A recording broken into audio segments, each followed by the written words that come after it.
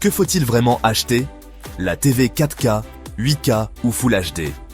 Je suis sûr que vous avez vu des promotions alléchantes pour des téléviseurs 8K partout, avec des images si nettes qu'elles semblent plus réelles que la réalité. Les publicités nous bombardent de chiffres toujours plus grands, de promesses de qualité d'image inégalée. Mais au-delà du marketing, en avez-vous vraiment besoin? Est-ce que cette résolution supplémentaire va réellement transformer votre soirée cinéma? Ou est-ce que vous payez pour des pixels que vos yeux ne verront même pas? La confusion est totale. Full HD, 4K, 8K, sans parler de l'OLED, du QLED, du HDR. C'est un véritable champ de mine technologique. Mais n'ayez crainte, nous sommes là pour vous guider. Avant de plonger dans les détails, si vous voulez des réponses claires et directes sur la technologie, abonnez-vous maintenant. Et pour ceux qui sont pressés, nos meilleurs choix de téléviseurs, testés et approuvés, sont déjà listés dans la description ci-dessous. Commençons par les bases, la résolution. C'est simplement le nombre de pixels qui composent l'image. Le Full HD, c'est environ 2 millions de pixels. La 4K, c'est 4 fois plus, soit 8 millions. Et la 8K, c'est encore 4 fois plus que la 4K, avec un total vertigineux de 33 millions de pixels. Plus de pixels signifie une image potentiellement plus détaillée et plus nette. Mais le mot-clé ici est potentiellement, car la perception de ces détails dépend crucialement de deux facteurs, la taille de l'écran et la distance à laquelle vous êtes assis. C'est une question de densité de pixels. Si vous êtes trop loin, votre œil ne peut tout simplement pas distinguer la différence entre une image 4K et une image 8K. Une règle simple, pour un téléviseur 4K, la distance de visionnage idéale est d'environ 1,5 fois la diagonale de l'écran. Pour un 65 pouces, cela représente environ 2 mètres. À cette distance, vous profitez pleinement de la clarté de la 4K. Pour le Full HD, c'est plutôt 2,5 à 3 fois la diagonale. Mais la résolution n'est qu'une partie de l'équation. La technologie de la dalle est tout aussi, sinon plus, importante. La star du moment, c'est l'OLED. Chaque pixel produit sa propre lumière et peut s'éteindre complètement, offrant des noirs parfaits et un contraste infini. C'est spectaculaire pour les films dans une pièce sombre.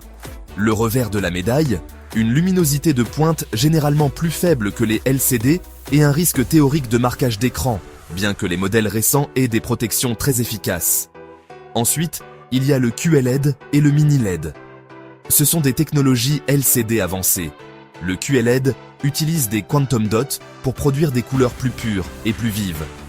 Le mini LED, lui, remplace les quelques grosses LED du rétroéclairage par des milliers de mini LED, permettant un contrôle beaucoup plus précis de la lumière. Résultat, une meilleure luminosité, un contraste amélioré et moins de blooming, ce halo lumineux autour des objets clairs sur fond noir. C'est un excellent compromis, surtout pour les pièces lumineuses. Parlons maintenant du HDR, ou High Dynamic Range. C'est peut-être l'avancée la plus significative de ces dernières années, plus encore que le passage à la 4K. Le HDR élargit la gamme entre les parties les plus sombres et les plus claires de l'image, et affiche une palette de couleurs beaucoup plus riche. Concrètement, un coucher de soleil en HDR aura des nuances de rouge et d'orange que vous ne verriez jamais en SDR. Les explosions seront éblouissantes, sans pour autant perdre les détails dans les ombres. Il existe plusieurs formats. Le HDR10 est la base. Le HDR10+ et le Dolby Vision sont plus avancés, car ils ajustent l'image scène par scène, voire image par image. Un bon téléviseur HDR est capable d'atteindre des pics de luminosité élevés, mesurés en nits, pour que ces hautes lumières aient un véritable impact. Souvent, un excellent téléviseur 4K avec un HDR performant donnera une image bien plus impressionnante qu'un téléviseur 8K bas de gamme. Pour les joueurs, d'autres critères sont primordiaux. Le taux de rafraîchissement, idéalement de 120 Hz, permet une fluidité d'image exceptionnelle, essentielle pour les jeux rapides. Cherchez aussi les mentions VRR, Variable Refresh Rate, et ALLM, Auto Low Latency Mode. Le VRR synchronise le taux de rafraîchissement du téléviseur avec celui de la console, éliminant les déchirures d'image. La LLM bascule automatiquement le téléviseur en mode jeu pour minimiser le temps de réponse, ou Input Lag. Pour profiter de tout cela, un port HDMI 2.1 est indispensable, car il offre la bande passante nécessaire pour la 4K à 120 Hz. Mais la plupart de mes contenus sont en Full HD, me direz-vous. C'est là qu'intervient l'upscaling. Tous les téléviseurs 4K et 8K doivent convertir les sources de résolution inférieure pour les afficher en plein écran. La qualité de ce traitement, géré par le processeur du téléviseur, est cruciale. Les meilleurs processeurs, souvent aidés par l'IA, font un travail remarquable pour analyser l'image, réduire le bruit et recréer des détails pour s'approcher d'une qualité 4K native. Un bon upscaling fait toute la différence entre une image propre et une bouillie de pixels. N'oublions pas l'intelligence du téléviseur. La plateforme Smart TV est votre porte d'entrée vers le contenu. Que ce soit Google TV, Tizen de Samsung, WebOS de LG ou Roku, l'interface doit être rapide, intuitive et surtout avoir toutes les applications que vous utilisez, comme Netflix, Prime Video, Disney+, ou encore MyCanal et Molotov en France. Vérifiez aussi la politique de mise à jour du fabricant pour garantir la sécurité et la longévité de votre appareil. Et le son ? Les haut-parleurs intégrés au téléviseur sont rarement exceptionnels. Pour une expérience immersive, une barre de son est quasi obligatoire. Assurez-vous que votre téléviseur dispose d'un port HDMI EARC, Enhanced Audio Return Channel. Il permet de transmettre des formats audio haute définition comme le Dolby Atmos sans compression vers votre barre de son, pour un son qui vous enveloppe. Pensez aussi au nombre de ports HDMI dont vous avez besoin pour vos consoles, box et autres appareils. Enfin, un bon téléviseur mal réglé est un bon téléviseur gâché. Prenez le temps d'explorer les modes d'image. Le mode cinéma ou filmmaker mode est souvent le plus fidèle à la vision du réalisateur, désactivant les traitements d'images superflus. Ajustez la luminosité en fonction de l'éclairage de votre pièce. Pour les puristes, une calibration professionnelle peut révéler tout le potentiel de votre écran, mais les modes pré-réglés sont aujourd'hui d'une excellente qualité. Alors, concrètement, que choisir ? Pour une chambre ou un budget serré, un téléviseur Full HD de 32 à 43 pouces reste un choix pertinent et économique.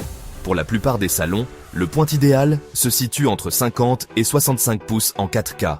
C'est là que vous trouverez le meilleur rapport qualité-prix, avec des technologies matures et un accès à une immense bibliothèque de contenu. Si vous avez un grand salon et que vous voulez une expérience cinéma, les écrans de 67 pouces et plus en 4K OLED ou mini LED sont absolument époustouflants. Et la 8K dans tout ça, pour l'instant, elle reste une technologie de niche. Le contenu natif 8K est quasi inexistant. Et l'upscaling, même s'il est bon, ne remplace pas une vraie source. Vous ne commencerez à percevoir un avantage qu'à partir de 85 pouces, et à condition d'être assis assez près. C'est un luxe, un investissement pour le futur, mais pour la grande majorité des utilisateurs en cette année, ce n'est pas une nécessité. Voici donc votre liste de contrôles rapides. D'abord, déterminez la taille et la distance. Ensuite, choisissez la technologie de dalle qui correspond à votre usage et à votre environnement. Priorisez un excellent support HDR. Si vous êtes joueur, ne faites pas l'impasse sur le 120 Hz et le HDMI 2.1. Enfin, assurez-vous que l'interface Smart TV vous convient. Le verdict final est donc clair. Optez pour le Full HD si votre budget est votre priorité absolue ou pour une petite pièce. La 4K est le choix de la raison et de la qualité pour la quasi-totalité des gens aujourd'hui. C'est le standard actuel, avec un contenu abondant et des prix accessibles. Et n'envisagez la 8K que si vous êtes un early adopter fortuné, que vous visez une taille d'écran gigantesque et que vous voulez ce qui se fait de mieux, même si son potentiel n'est pas encore pleinement exploitable. J'espère que ce guide complet vous a éclairé. N'oubliez pas de vous abonner pour ne manquer aucun de nos conseils technologiques. Et si vous êtes prêt à acheter, consultez la description pour découvrir notre sélection des meilleurs modèles dans chaque catégorie.